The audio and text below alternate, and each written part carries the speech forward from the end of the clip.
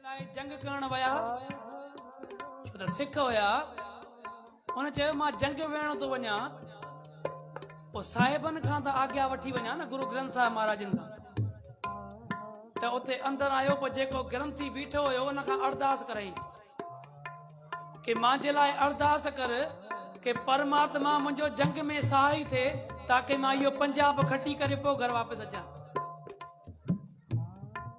पर अरदास जॾहिं थी वो पंजाब खटी करे घर वापस आयो। जॾहिं पंजाब जो मालिक बणजी वियो बादशाह बणजी वियो त जेको दरबार जो हेड ग्रंथी हुयो उन न्यापो करायो महाराजा रणजीत सिंह के कि महाराजा रणजीत सिंह तू अरदास कराए वयो है ताकि मां पंजाब खटी चा। हाणे तू पंजाब खटी आयो आ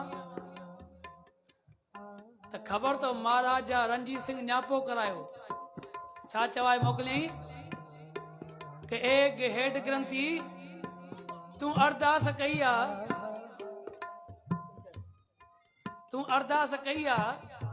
त असी ये जंग खटी आया हूं जंग त खटी आया हूं हाणे जेको तोखे खपे पंहिंजे लाइ वो असांखे ॿुधाए असी वो तोखे ॾींदास। त ख़बर आहे हेड ग्रंथी छा न्यापो मोकिलायो कि महाराजा रणजीत सिंह तू जंग खटी चे तू पंजाब खटी चे मां इहा अरदास करे सघां थो पोइ मां छा पंहिंजे लाइ अरदास नथो करे सघां कि मूंखे कहिड़ी शइ खपे। मुंहिंजो गुरु तोखे सभु कुझु ॾेई सघे थो पोइ जेकॾहिं मां वञी पंहिंजे गुरूअ खां घुरां पोइ मुंहिंजो गुरु मूंखे न ॾींदो। पर मां तोॾे न्यापो इन करे आयो कयो आहे कि तूं जॾहिं गुरु दर ते अरदास कराइण आयो आहीं तूं भिखारी बणिजी आयो आहीं कि गुरु मुंहिंजी मदद कजां जीअं असीं भिखारी बणिजी ईंदा आहियूं। घरनि में ॾुख तकलीफ़ हूंदी आहे पोइ असीं छा कंदा आहियूं बाबे दर ते निमाणा थींदा आहियूं कि परमात्मा असांजे घर मां बीमारी कढ असांजे घर मां ॾुख तकलीफ़ूं कढियो असीं निमाणा थी ईंदा आहियूं। ओ महाराजा रणजीत सिंह तूं बि निमाणो थी करे अरदास करण आहे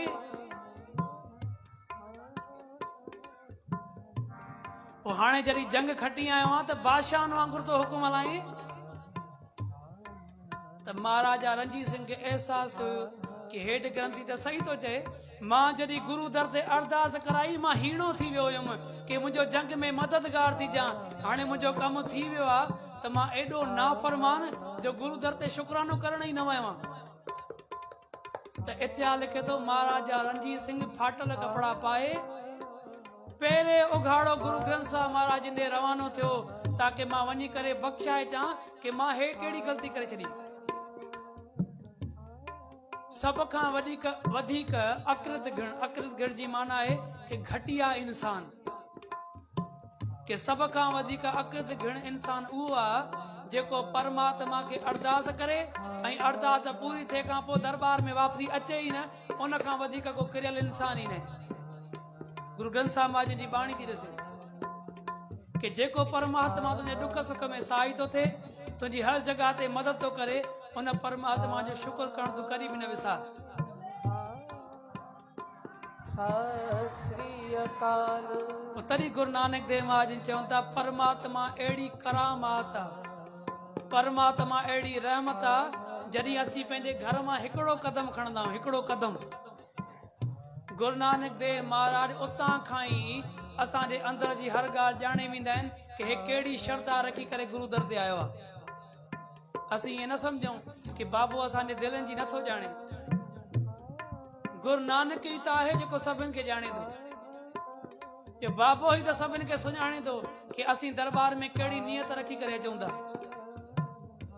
असीं कीर्तन ॿुधण था अचूं या ॿिए कम सां था अचूं बाबे खे इहा बि ख़बर आहे असीं जेकॾहिं कोई गुनाह दरबार खां ॿाहिरि कंदा आहियूं त बख़्शाइण जे लाइ ही दर आहे गुरुद्वारो तव्हीं बख़्शाए सघो था। पर जेकॾहिं इंसान इते अची करे भी पाप करे हलियो वञे पोइ किथे बख़्शाईंदो। तॾहिं साहिब फरमान करनि था गुरु तेग बहादुर महाराज कि नर अचेत पाप ते डर रे कि हे इंसान तू पाप खां तुंहिंजे जेतिरो वणई तू पाप खां पासो करे वञ। साहिबनि जी बाणी आहे न कि साकत संग न कीजिए दूरों जाइए भाग जंहिंजी वणेव संगत कयो पर गंदे माण्हूअ जी संगत कॾहिं न कयो। तव्हांखे ख़बर पए कि हिन जी संगत करण खां पोइ मां शराबी थी वेंदुमि, हिन जी संगत करण खां पोइ मां जुआरी थी वेंदुमि, पोइ अहिड़ो माण्हू तव्हांखे साम्हूं घिटीअ में ईंदो नज़र अचे तव्हीं पंहिंजी घिटी मटाए छॾियो। साहिबनि एतिरी सख़्ती ॾिनी आहे कि बुरे इंसान जी कॾहिं बि संगत न कयो।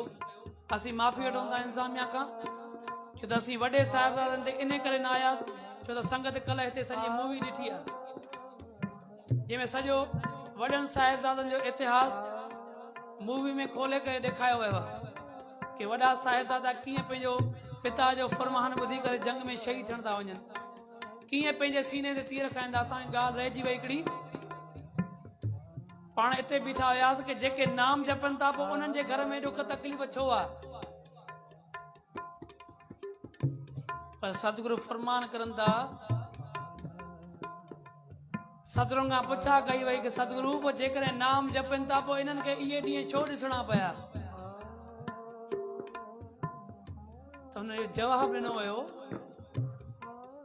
कि शायदि तव्हांखे एतिरी शहादत ॾिसी करे बि ख़बर न पई आहे कि नाम कहिड़ो कमु कंदो आहे। अरे हे नाम जी करामात आहे जेको पाण खे अदब थो कराए, असां जहिड़ो माण्हू अदब त न कराईंदो न। हे नाम में ई त ताक़त आहे। जीअं हिकिड़ो बल्ब हुजे, उन बल्ब में तार लॻाई वञे, तार विझिजे बोर्ड में, पोइ बोर्ड मां ख़ाली बटन हेठि कबो आहे त उन बल्ब में उहा लाइट ॿरी वेंदी आहे। त रणजीत सिंह कथा में चवनि था कि जीअं हिकिड़े बटन हेठि करण सां उन बल्ब में रोशनी थी वञे, उहो ॿरी थो वञे, अरे हो नाम में एतिरो आहे। ऐं उन खां पुछा कई वञे हे जेको साम्हूं बल्ब ॿरे थो इनखे करंट किथां थो मिले, असीं चवंदासीं कि करंट इन तार मां अचे थो। ऐं जेकॾहिं कोई असां खां पुछा करे पोइ इन तार में करंट किथे आहे मूंखे ॾेखार, पोइ असीं हुनखे करंट नथा ॾेखारे सघूं। इहो अर्थ ई त आहे नाम जो, करंट ई त आहे जेको इन्हनि वटि पुॼी वियो, जो पाण खे शहीद करण जे लाइ बीह रहिया, पंहिंजो बंदि बंदि कटाइण लाइ बीह रहिया। जॾहिं इन्हनि जा हिसा हिसा करे कटनि पिया त चवण लॻा हिसो हिसो छो थो कटे, हिकिड़ो हिकिड़ो बंदि बंदि असांजो अलॻि कर, छो तूं असांजो बंदि बंदि करे तूं असांखे सुकून अचे थो। भाई मती दास खे जॾहिं आरो हलाइनि पिया त आरे हलाइण खां पहिरीं पुछा कयूं कि गुरु जी संगत में छा मिलंदो तोखे, गुरु जी संगत में आहे तॾहिं त तूं अॼु मौत ते भुॻो आहे। असांजे बादशाह जी संगत कर, तूं आज़ाद थी वञे। तूं हाणे हिन गुरुअ जो मज़ो त वरितो आहे, हाणे बादशाह जी बादशाही जो मज़ो वठ। त मती दास चवण लॻा कि मूंखे अफ़सोस थिए थो तुंहिंजे मथां कि तोखे त सवाल करण ई न आयो। हैरान थी विया जलाद, त सवाल त असीं सही कयो आहे, तूं गुरुअ जे संग में आहे तॾहिं मरण ते भुॻो आहे, बादशाह जे संग में तूं आज़ाद थींदे, चई तोखे सवाल करण न आयो। मां गुरुअ जे संगत में आहियां त उन गुरुअ सां मां नाम जो मज़ो वरितो आहे, मां सेवा जो मज़ो वरितो आहे, मां कीर्तन जो मज़ो वरितो आहे। पर अॼु त तव्हीं नओं ऑप्शन मूंखे ॾिनो आहे कि त अॼु तव्हीं असांखे आरी सां कटंदो, पोइ मां नाम जो त मज़ो पहिरीं ई वरितो आहे, आरीअ जो त मां मज़ो वरितो ई न आहे, पोइ मूंखे त अॼु तूं आरीअ जो मज़ो वठाए न, पोइ मां आरीअ जो अॼु मज़ो वठंदुमि। पर तोखे हिकिड़ी वेनती आहे, जंहिं महिल मां जपजी साहिब जो पाठ शुरू कयां तूं आहिस्ता आहिस्ता करे आरी हलाइजां, ताकि जेसि ताईं मुंहिंजो जपजी साहिब जो पाठ पूरो न थिए तेसि ताईं तुंहिंजी आरी बंदि न थिए। त आरो हुन जी तकड़ो हलायो, इतिहास तव्हांखे ख़बर आहे। भाई मती दास जे ॿिन्ही फाड़नि मां आवाज़ पियो अचे कि जिनी नाम ध्याया गए मसकत घाल, नानक ते मुख उजले केती छुटी नाल। हाणे असांखे एतिरो टाइम थियो आहे, हाणे हिते बि 3 साल त हूंदो शायदि, 2 साल 3 साल आहे। असांखे ख़बर आहे कि असांजी ज़िंदगी में असांजो गुरु आहे केरु।